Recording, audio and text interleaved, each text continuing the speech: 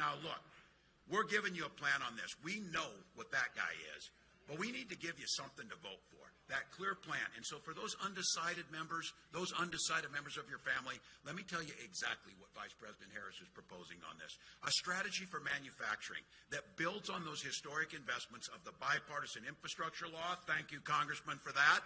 The CHIPS Act. Thank you, Congressman. Science Act and the Inflation Reduction Act. And one that empowers American workers and revitalizing manufacturing communities, starting right here in Columbus, as the recently announced home of the first semiconductor manufacturer in the region, right here. Those are real jobs for real families. So we did this up in Lansing, Michigan.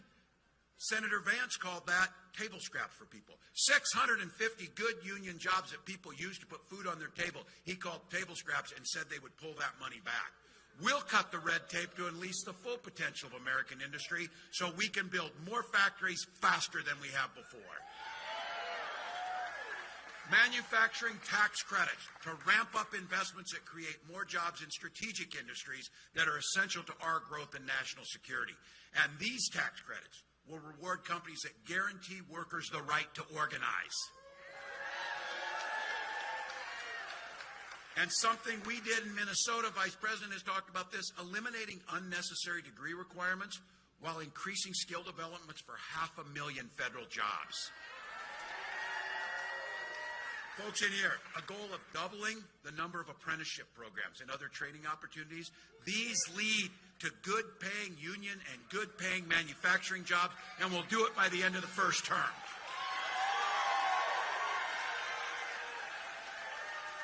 And instead of doing what Donald Trump is, cozying up to these dictators, cozying up to China, we'll never let other countries like China undermine these investments with unfair trade deals.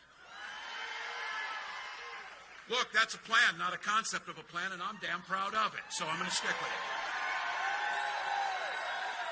But I kind of shoot from the hip and speak where I'm at, so before I said they don't have a plan. They do have a plan, though, people, because they did it. They wrote it out. It's 900 pages. It's called Project 2025.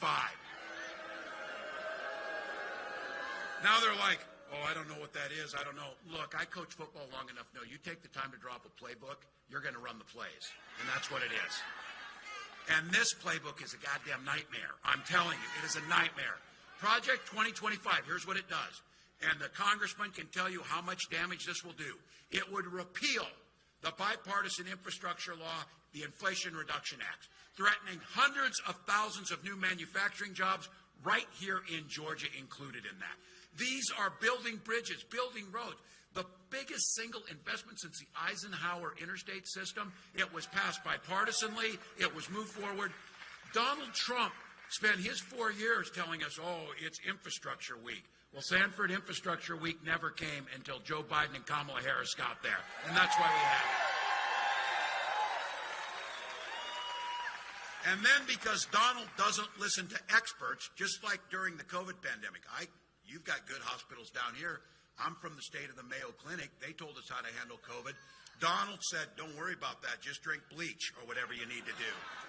Look, he doesn't know the economy either, and he's talking about establishing a Trump sales tax on everything from groceries to prescription drugs. The experts who know how this works said that will cost you and your families $4,000 a year. Now, Donald says China will pay for it. Oh, yeah, just like Mexico will pay for the wall. Yeah, you know. She knows. And look, that repeal in Project 2025, very clear. Repeal the ACA, cut Social Security, cut Medicare. That's what the plan is, and it's written out. Now, look, I know in this room, and I know you got neighbors who have this, you remember the Republican Party that added much to this country. You remember a Republican Party that especially knew how to stand with our allies and understood what freedom meant. That's not Donald Trump. That is not Donald Trump.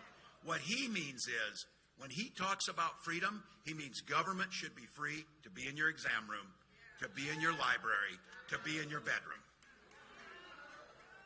I know Georgia has the same rule we have in Minnesota. Things work better if you just mind your own business and stay out of mine. I don't want any politician in my bedroom, certainly not Donald Trump, I can tell you that. Look, when Kamala and I talk about freedom, this is pretty simple, and this is the old Republican Party. This is where independents are at. Freedom means that the government should stay out of those decisions. You should make them, and she believes that. Freedom for seniors to retire with dignity by strengthening Social Security and enhancing Medicare. It's a simple process. And I say this as not just a governor or a candidate. I say it as a father, as a teacher. The freedom to send our little ones in their best clothes off to school to be kids and learn without being shot dead in their classroom. That's a right. I know this as a veteran, as a hunter, as a gun owner. Kamala is a gun owner. We know that.